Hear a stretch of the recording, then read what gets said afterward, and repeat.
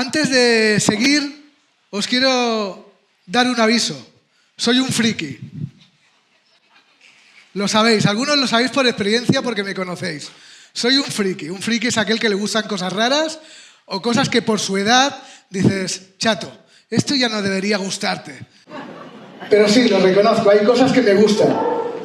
Y cuando hablo de películas, hay películas que yo llamo películas de cabecera, que no son películas de aquellas clásicas, pero son películas las cuales cada vez que estoy en el sofá por la noche, ya con la neurona medio desconectada, empiezo a hacer así con el dedo y como vea esa película, me paro y ahí se queda hasta que se acaba. O más, porque normalmente me duermo y me quedo frito ahí viendo la película, que ya sé cómo acaba, pero bueno. Y entre esas películas de cabecera tengo una saga de películas y dentro de esa saga de películas os quiero mostrar una imagen. Esta imagen creo que la conocéis, los más jóvenes de 40 para abajo seguro, y los más mayores, si la conocéis y os gusta, tenéis el mismo problema que yo. Sois unos frikis. O a lo mejor os ha pasado como a mí, que cuando estrenaron estas películas, yo tenía a los hijos en edad de ver estas películas, con lo cual no sé si me enganché yo más que ellos, ¿vale? Un momentito, cosas del directo, me separo un poco más, ¿así? Perfecto. Pues lo que decía, esta saga de películas me encanta. Se llama la saga Shrek. Es un personaje que es un ogro que vive en una charca y que le van pasando unas cuantas cosas, ¿no? Y esta en concreto es de la segunda parte, Shrek 2, esta imagen. ¿Y por qué no es un ogro y es una persona? Pues porque tanto Shrek como Fiona, los protagonistas, se toman una pócima que les convierte en seres humanos. La cuestión, para no enrollarme y no explicaros toda la película, es que al final se da la escena bonita de el príncipe, en este caso Shrek, que va a buscar al castillo montado en un caballo a su princesa Fiona. Y en esa escena final le ponen un poco de épica porque ponen de música de fondo una canción muy clásica que los más mayores seguro que conocéis y los más pequeños también porque sale en la película. Es una canción que se titula algo así como Holding Out for a Hero, que quiere decir algo así como necesitamos un héroe, o todos necesitamos un héroe, algo así, ¿no? Y es conocida porque el coro es muy pegadizo, va diciendo aquello de I need a hero, yo necesito un héroe. Y es ese tipo de canciones que las escuchas y al día siguiente estás todo el día con la cancioncita en la cabeza y no hay manera de que marche. Y eso es lo que me pasó. Que al día siguiente estuve en el trabajo todo el día tarareando esta canción. Y tarareando esta canción llegué a la conclusión de que la canción tiene razón, de que todos necesitamos un héroe en nuestras vidas, ¿no?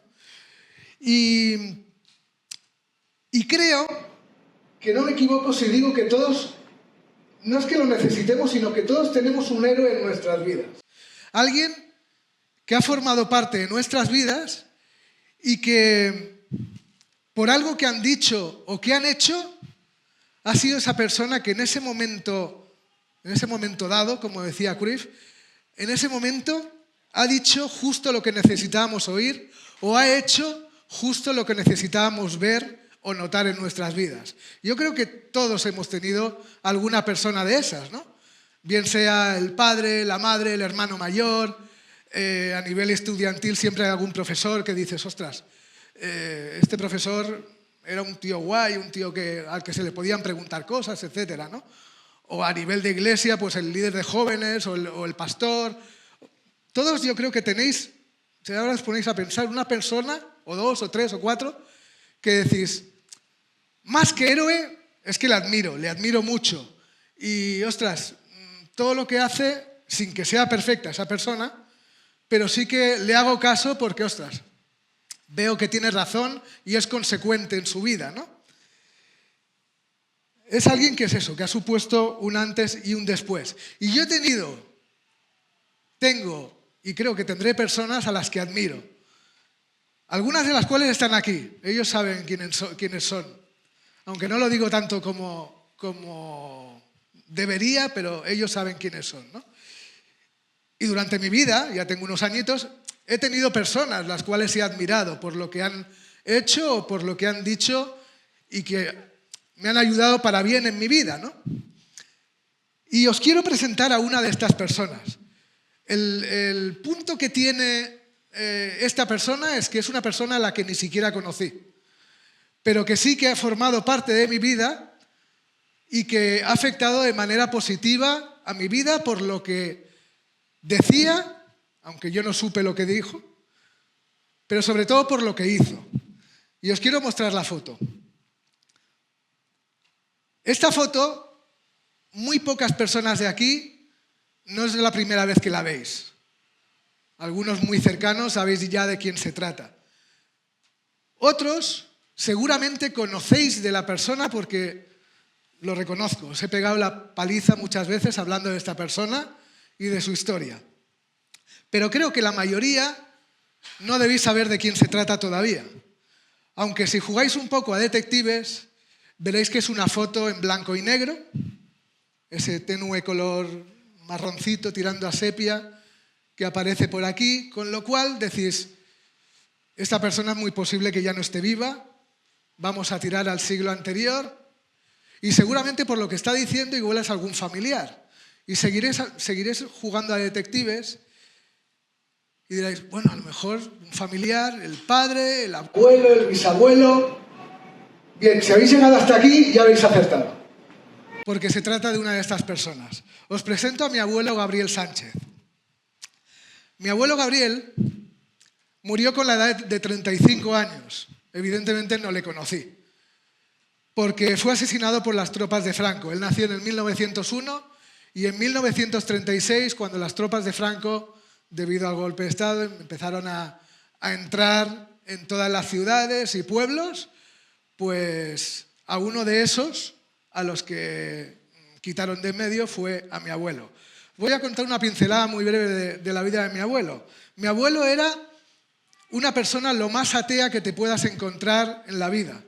A tal punto que cuando tú le hablabas de Dios, te estoy hablando cuando él tenía 20 y pocos años, era capaz de coger el primer objeto contundente que se encontrara al lado de la mano y tirártela. Era así de bruto y de totalmente enemigo de lo que era Dios y no quería oír hablar para nada de la Biblia. Pero un momento complicado en su vida en el cual muere su mejor amigo le hizo replantearse todo eso y decir, ostras, ¿qué sentido tiene mi vida? ¿Qué estoy haciendo? Él por aquel entonces tenía un muy buen trabajo, era cocinero en el Hotel Palace de Madrid. Creo, por lo que he mirado en Google, que ese hotel sigue existiendo. Con lo cual, era un trabajo, yo creo que hubiese sido un buen trabajo para toda la vida. Pero una vez leyó la Biblia, profundizó en lo que Dios quería para su vida, se dio cuenta que hasta ahora él había estado equivocado y dedicó su vida a partir de entonces a Jesús, a predicar la palabra de Dios, etc. Se casó con mi abuela Josefa, tuvo 2 hijas, mi madre María y mi tía Marta, y se dedicó a eso. Por el centro de Madrid empezó a predicar, pueblito por aquí, pueblito por allá. Al principio le regalaron una bicicleta, se iba moviendo, etc. Y más adelante cogió y fue agrandando el círculo y llegó a pueblecitos de la zona de Ávila. Ávila sabéis que está un poco más para arriba de Madrid. Y pueblecitos pequeños, con muy pocos habitantes, pero que poco a poco fue dejando semilla por ahí. Y en uno de esos pueblos, que se llamaba Navaluenga, se quedó a vivir. Y ahí tuvo bastante éxito, entre comillas, porque predicó la palabra de Dios y todo el mundo quería escucharle. De tal manera que llegó un momento que él habló con el dueño de una pequeña cantina, un pequeño bar que había por ahí, y dedicó los domingos por la tarde a que todo el mundo viniese a ese bar y él se dedicaba a predicar. Todo eso antes de que entraran las tropas de Franco, evidentemente. Todo el pueblo estaba muy contento. Tenían una palabra fresca, una palabra viva, algo que les estaba tocando su corazón. ¿He dicho todo el pueblo? No. había una persona que estaba descontenta, era el cura del pueblo, evidentemente. El cura del pueblo estaba perdiendo clientela. Con lo cual, en octubre del 36, creo que es el 2 de octubre del 36, entran las tropas de Franco y el cura le dice a los amiguitos de Franco: oye, mira, hay este señor que es que me lo querría quitar de en medio y no sé cómo. Total, por subversivo lo detienen, él pasa un par de noches en el calabozo y dentro del calabozo hay uno de los alguaciles que está por ahí y le dice: oye, mira, yo creo que podrías salir de aquí de una manera muy fácil. Reniega de tu fe en público. Reniega de tu fe. O sea, tú pasa de lo que crees en público, luego en privado tú cree lo que quieras, pero que no salga de ti, ¿vale? Así la gente no se va a molestar. Y yo creo que si reniegas de tu fe en público vas a poder salir de aquí e irte con tu familia. Evidentemente él no lo hizo. Lo que pasó a continuación, al cabo de 2 días, es que como él no renegaba, le fueron a hacer lo que se decía el paseo en aquella época. El paseo es cogerlo, lo sacaron a las afueras, lo llevaron a una antigua era que había por ahí, una pequeña granja, lo enterraron de cabeza para abajo, lo enterraron en el suelo y le empezaron a dar culatazos de fusil, patadas, como si fuera su cabeza una pelota, y su cabeza quedó hinchada de tal modo que acabó medio inconsciente y para que no sufriera, qué buena gente que eran, le pegaron un tiro y le mataron. Le dejaron ahí un poco de paja por encima y fuera. Un buen amigo de la familia consiguió desenterrarlo y lo llevó al cementerio público. Y hasta aquí un poco la vida de mi abuelo. Y os lo he querido explicar porque esa fe que tenía mi abuelo a mí me ha marcado bastante. El hecho de decir, alguien que ha sido capaz de renegar de todo de no renegar de la fe y de renegar de todo lo que tenía solo por seguir a Dios. Eso a mí me ha impactado bastante. Y su historia, contada por sus hijas, en este caso, contada por mi madre, pues tenía mucho más sentido, ¿no? Y si hablamos de fe, es evidente que tenemos que ir a Hebreos 11, no hay duda. Y en Hebreos 11, aparte de ser una galería, un museo de hombres y mujeres de fe, en el cual van apareciendo personajes de la Biblia que por mucho que no conozcas de ella, por mucho que sea la primera vez que vienes a esta iglesia y que sea la primera vez que oigas hablar de Dios, hay personajes que seguro que conoces. Personajes como Abraham, Moisés, José, Noé. Hay personajes que incluso se han hecho películas de ellos, con lo cual yo creo que algo te suena. Y en este capítulo se van nombrando a cada uno de ellos porque todos ellos obedecieron lo que Dios quería para su vida, ¿no? Y al final de este capítulo yo siempre me he sentido muy unido al final de este capítulo porque fijaos lo que dice. Es que habla de mi abuelo y de personas como mi abuelo, cientos y millares de personas que han entregado su vida por servir a Dios, ¿no? Dice, algunos confiaron tanto en Dios que no quisieron que los dejaran en libertad. Al contrario, dejaron que los mataran, porque sabían que volverían a vivir y así estarían mucho mejor. Mucha gente se burló de ellos, los maltrató y hasta los metió en la cárcel. Os suena, ¿no?, de todo esto que os acabo de explicar. A otros los mataron a pedradas, los partieron en dos con una sierra o los mataron con espada. Algunos anduvieron de un lugar para otro con ropas hechas de piel de oveja o de cabra. Eran pobres, estaban tristes y habían sido maltratados. Y fijaos en esta frase que a mí siempre me ha impactado. La gente de este mundo no merecía personas tan buenas. Es decir, el mundo, si estaba a un nivel de humildad y de categoría aquí, estas personas estaban a un nivel superior. Se habían pasado la pantalla del mundo. Estaban por encima de lo que es el nivel moral de este mundo. Y por eso dice esto, ¿no? La gente de este mundo no merecía personas tan buenas, que anduvieron sin rumbo fijo por el desierto, por las montañas, por las cuevas y por las cavernas de la tierra. Dios estaba contento con todas estas personas. Esta ha sido una de mis esperanzas y del resto de mi familia, ¿no? Pensar que Dios podía estar contento con la actitud de personas como mi abuelo, ¿no? Porque confiaron en Él. Pero ninguna de ellas recibió lo que había prometido. Claro, es que mi abuelo tenía un futuro por delante, tenía una familia con unas crías muy pequeñas, que alguna ni andaba, tenía un proyecto de vida familiar, un proyecto de vida espiritual, y todo eso no acabó cumpliendo su proyecto de vida. Y es lo que dice aquí, ¿no? Ninguna de ellas recibió lo que Dios había prometido. Y es que Dios tenía un plan mucho mejor, para que nosotros también recibiéramos lo prometido. Dios solo hará perfectas a esas personas cuando nos haya hecho perfectos a nosotros.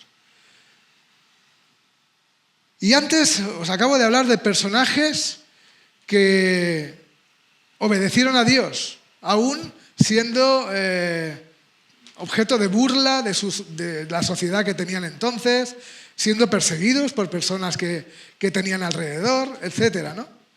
Pero todas ellas obedecieron a Dios. Y todas ellas, con nombres y apellidos que se nos nombran al principio de Hebreos, con todas estas personas anónimas de las cuales yo leí ahora, tienen algo que les une. Y ese algo que les une es su pasión por Jesús. Está claro. Su fe. Y para hablar de la fe, tendría que preguntar qué es la fe. Pero claro, para preguntar qué es la fe, quizás tendría que preguntar antes qué no es la fe. Porque ¿qué no es la fe? Mirad, para mí lo que no es la fe es una varita mágica. Es decir, como tengo fe, Dios va a solucionar todos mis problemas, me va a ir todo fantástico en esta vida, y Dios, quiero que me soluciones esto, esto, esto y esto. Con mi varita mágica que tengo que se llama fe. Esto, siento mucho deciroslo, pero esto no va así. Más que nada porque si no tendríamos que ir a la Biblia en físico y arrancar la página de Hebreos 11, porque ya hemos visto que hay un montón de personas a las que no les fue muy bien la vida, digamos, ¿no? Otra cosa que no es la fe es la lista de la compra. Es decir, como tengo fe, querido Dios, dame el mejor trabajo, el mejor coche, la mejor casa, la mejor mujer, los mejores hijos, los mejores vecinos. Esto es complicado, tener los mejores vecinos. ¿Me entendéis, verdad? O sea, no podemos ir a Dios, por mucha fe que tengamos, y decirle, dame todo esto y esperar que Dios nos lo conceda. Porque es posible que alguna vez sí que pase esto, pero os tengo que decir que la mayoría de veces no pasa. De nuevo, vayamos a Hebreos 11. Pero no hay que ir tan lejos. Os he explicado la historia de mi abuelo en el 1936, pero es que hoy en día hay personas que todavía sufren por nada que abren la boca y mencionan la palabra Jesús. Pero es que sin ir tan lejos, hay personas que si os miro a cada uno de vosotros, veo que tenemos problemas, que tenéis problemas, o que habéis perdido algún ser querido, o que tenéis alguna enfermedad, o que tenéis algún problema de falta de trabajo, o que habéis tenido que marchar de vuestro país por alguna circunstancia para intentar labraros un futuro aquí. Eso no es que os vaya la vida de color de rosa, ¿verdad? Todos aquellos que seguimos la palabra de Dios y tenemos fe a Dios, las cosas no siempre nos van bien. Y eso hay que decirlo también. Pero entonces, ¿qué es la fe? Para saber qué es la fe, en Hebreos 11, versículo 1, nos dice una definición de lo que es la fe. Dice que la fe es tener confianza en lo que esperamos, es tener certeza de lo que no vemos, tener la seguridad de lo que no vemos. Gracias a ella recibieron un testimonio favorable nuestros antepasados. Por esa fe, por la fe, entendemos que el universo fue formado por la palabra de Dios, de modo que lo visible no provino de lo que se ve. Y a continuación os invito, cuando estéis en casa, con tranquilidad, a leeros todo el capítulo y ver todas esas pinceladas de personajes, las cuales las pasaron magras por seguir a Dios. Pero es eso, ¿no? Tener confianza en lo que no esperamos, tener certeza de lo que no vemos. Y la fe, la palabra fe se ha utilizado para muchas cosas. La palabra fe se utiliza en términos sociales, en términos económicos, en términos deportivos. Lo siento, no me voy a resistir. En semana de Champions lo tengo que decir. ¿Hay quien tiene fe que el Barça pueda pasar la eliminatoria de cuartos de final? Eso hay quien lo dice, incluso en diarios o en radios aparecen. Tenemos fe en que el Barça pase la eliminatoria de cuartos de final.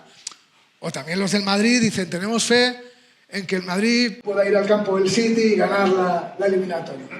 Hay quien, por el contrario, decimos, tenemos fe en que el City pueda eliminar al Madrid y nos deje tranquilos. Hasta aquí la broma deportiva, pero es que alguno hasta me lo pedía. O sea que tenía que hacer. Pues eso, la gente ha utilizado la fe de esta manera, ¿no? Pero la fe no es eso, la fe es tener algo que sabemos que tenemos seguro aunque no lo vemos. Y ese algo se refiere a Dios, eso está claro. Es tener la seguridad de que, como leía Yanni antes, tenemos nuestra confianza y nuestra seguridad puesta en Dios. De que pase lo que pase, nos toque incluso ir por cuevas o con vestidos de pieles y todas estas cosas que pasaban en la antigüedad, sabemos que tenemos a Dios a nuestro lado, en las peores circunstancias y en las mejores circunstancias. Eso es la fe. Y ahora os podría sacar un montón de versículos que hablan de la fe, de personas que mientras estaban escribiendo libros de la Biblia, dijeron frases contundentes que hablaban de la fe y que representaban lo que era la fe para ellos. Pero voy a ir al episodio 1 de la temporada 1 de la fe, ¿vale? Y os voy a sacar un versículo que es muy conocido por todos. De hecho, lo habéis visto en películas, en series, en manifestaciones, en eventos deportivos. Seguro que habéis visto en alguna manifestación, algún evento deportivo, aquello de John 3:16, Juan 3:16. Pues sí, es este versículo. Y aunque es archiconocido y es el ABC de la palabra de Dios, hoy os lo quiero sacar otra vez para que lo meditemos un segundo, ¿no? Porque Dios amó tanto al mundo que dio a su Hijo único, lo que más quería, para que todo aquel que cree en Él no se pierda, mas tenga vida eterna. Eso es fe, eso es tener la seguridad de que la segunda parte que dice es consecuente a lo que nos ha pasado en la primera. Es decir, como hemos creído lo que Dios ha hecho por nosotros, tenemos la seguridad que, como hemos creído en Él, aparte de que Dios nos acompaña durante toda la vida, sabemos que vamos a estar con Él toda una eternidad. Y fijaos, la Biblia siempre está escrita o en tercera persona o del plural, o habla siempre muy en plural, ¿no? Y yo algún ejercicio que hago es intentar leer versículos en primera persona, y con este lo he hecho muchas veces, ¿no? Porque Dios tanto me amó a mí, que me ha regalado a mí, a su Hijo, para que si yo creo en Él, como yo he creído en Él, no me pierda, sino que pueda estar con Él por toda una eternidad. Y eso es lo más maravilloso que uno pueda leer en la Biblia. Ya os digo, es el episodio 1 de la temporada 1 de la Biblia. O sea, quedaos con eso. Igual es la primera vez que venís y no sabéis nada de la Biblia, pero quedaos con esto. Porque este versículo es determinante para nuestras vidas, porque si esto es así, pasa algo. Que este versículo implica. Este versículo quiere decir algo.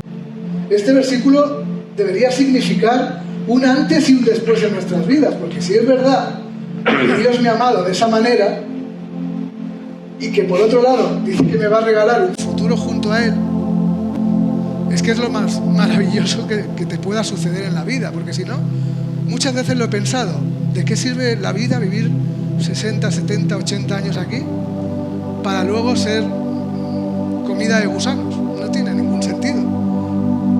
Para mí tiene mucho mejor sentido la vida pensar que mientras estoy aquí, sirvo a Dios, sigo a Dios, con la certeza de que luego le voy a ver y voy a estar con Él por toda la eternidad. Y este versículo también implica en el sentido de hacernos la pregunta: ¿qué hago con Jesús? ¿Qué haces con Jesús? Hay una persona que se hizo esta pregunta, o la tuneó un poco para su propio interés. Hay un tal Pilatos que seguro que conocéis, porque aparece en todas las películas de Jesús. Es aquel gobernador que tuvo en sus manos la posibilidad de decir, de salvar a Jesús o de crucificarlo, ¿no? Y por no decidir él, en vez de hacer la pregunta ¿qué hago yo con Jesús?, les preguntó al pueblo: ¿vosotros qué haríais con Jesús? Hizo mal la pregunta, o sea, tendría que haber preguntado para él mismo. Y ahí os dejo esa pregunta: ¿qué hago yo con Jesús? Si realmente Jesús es el Hijo de Dios, si realmente Jesús ha venido aquí a morir por mí, porque yo tenía que haber estado clavado en esa cruz, porque tenía un montón de errores y los sigo teniendo, que hacían que yo fuera el culpable. Y aparte de qué hago con mi vida o qué haces tú con tu vida, porque quizás esta pregunta pueda ir más dirigida a personas que todavía no conocen a Dios. Aparte de preguntarnos qué hacemos con Jesús, hay que preguntarse qué hacemos con tu vida, qué hago con mi vida, porque este versículo también implica en ese sentido. Si Dios, siendo Dios, ha hecho todo eso por mí, ¿qué hago yo en mi vida? Yo que digo ser seguidor de Jesús, ¿qué hago con mi vida en mi día a día? ¿Qué hago? ¿Cómo le sirvo? ¿Cómo le sigo? Etcétera, etcétera. Eso también implica. Y por otro lado, otra pregunta sería, como os decía al principio, personas a las cuales admirar. Bien, ahora se nos gira la tortilla. ¿Cómo puedo ser yo una persona que el resto pueda decir: admiro a esta persona? No porque sea perfecta, sino porque hace cosas, sigue a Dios de una manera consecuente. Y esa pregunta ahora se nos dirige a nosotros: ¿cómo puedo ser yo de ejemplo a los demás en nuestro día a día? Y esas dos pequeñas ideas son las que quería dejaros en el día de hoy. ¿Por qué? Porque esto, como digo, implica, y porque esto te va a hacer crecer a ti, tanto si das el paso de seguirle, como si ya le sigues y quieres mejorar tu relación con él. Eso te va a hacer crecer en tu vida, en tu día a día. Pero en el momento que tú creces, evidentemente haces crecer también a tu entorno pequeñito, tu familia, tu vecindario, tus compañeros de trabajo, tus compañeros de estudio, tus compañeros, tus amigos, tus hermanos de C29.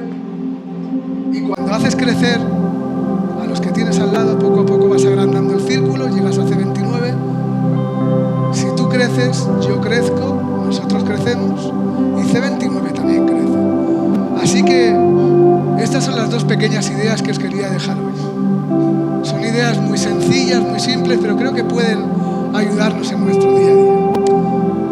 Así que nada, os quiero dar mucho ánimo a que investiguéis en la palabra de Dios, investiguéis lo que Él quiere para vuestras vidas, y que Dios nos pueda seguir bendiciendo.